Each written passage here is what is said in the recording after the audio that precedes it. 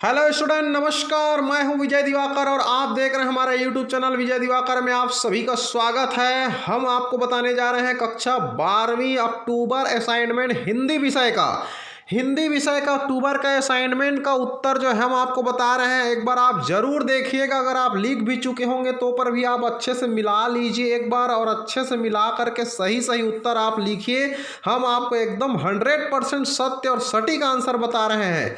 हिंदी का प्रश्न पहला, सिल्वर वाइडिंग के आधार पर यशोधर पंत के स्वभाव की कोई 5 विशेषता पर प्रकाश डालिए। उत्तर है यहाँ पर परंपरावादी। यशोधर बाबू परंपरावादी है, उन्हें पुराने रीति रिवाज अच्छे लगते हैं। वे संयुक्त परिवार के समर्थक हैं। उन्हें पत्नी और बेटी का संवरना अच्छा नहीं लगता। घर की भौतिक चीज़ों से उन्हें चिढ़ है। दूसरा पॉइंट आती है, पाश्चात्य संस्कृति के विरोधी भी थे वे।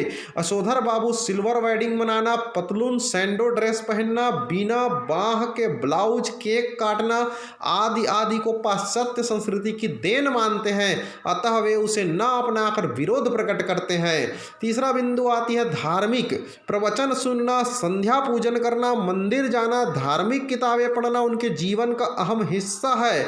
चौथा बिंदु है परमार्थी, नाते रिश्तेदारों की जरूरत के वक्त मदद करना, निराश्रय को आश्रय देना। पांचवा बिंदु होता है आदर्शवादी, बड़े बुजुर्गों का सम्मान करना, अपने निर्णय में बुजुर्गों और बड़ों की सलाह लेना। इसके बाद प्रश्न दूसरा आती है, ऊषा कविता के उन उपमानों को स्पष्ट कर लिखिए जिनके कारण इस कविता को गांव की सुबह का चित्र कहा जाता है। तो उत्तर है, उषा कविता गांव की सुबह का गतिशील शब्द चित्र है। जैसे ग्रामीण रसोई घर में भोजन पकाने के लिए चूल्हा का उपयोग किया जाता है और सुबह सुबह चूल्हे की साफ सफाई लिपाई पोताई किया जाता है गोबर से। काली सिल पर केसर पीसने का कार्य गाँव में ही होता है।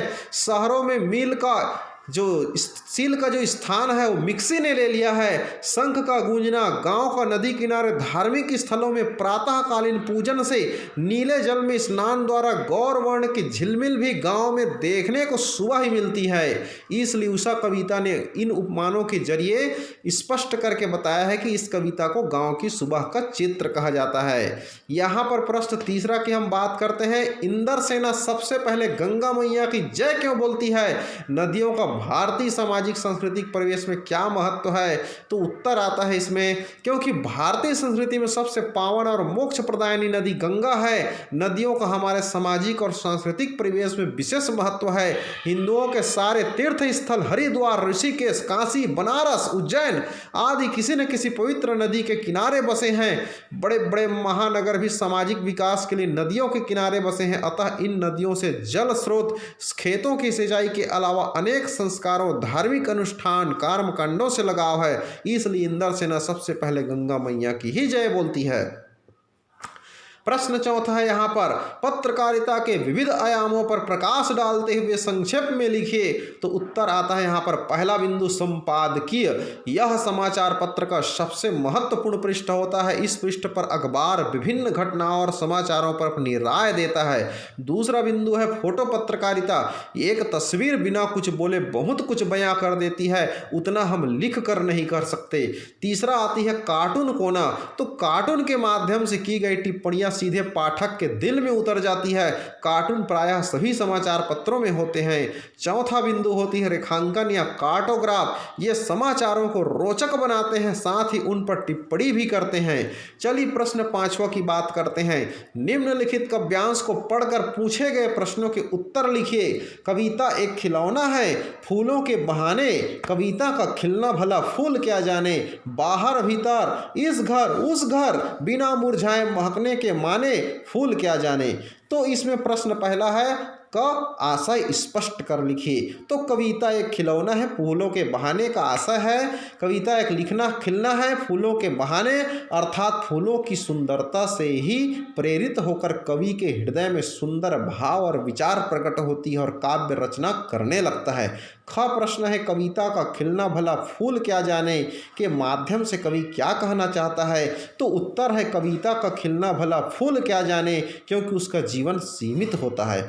ग क्या है, इस पद्यांश का मूल आशय स्पष्ट कीजिए। तो प्रकृति के परिवर्तन और फूलों की सुंदरता का अनुपम वर्णन करते हुए कवि प्रकृति प्रेम को व्यक्त किया है। कविता और फूलों के अस्तित्व में भिन्नता होती है। कविता का अस्तित्व घर के अंदर बाहर होने के साथ ही अनंत काल तक लोगों के हृदय में, मन, मस्तिष्क और स्मृति पटल पर अपनी जगह बनाए रहता है।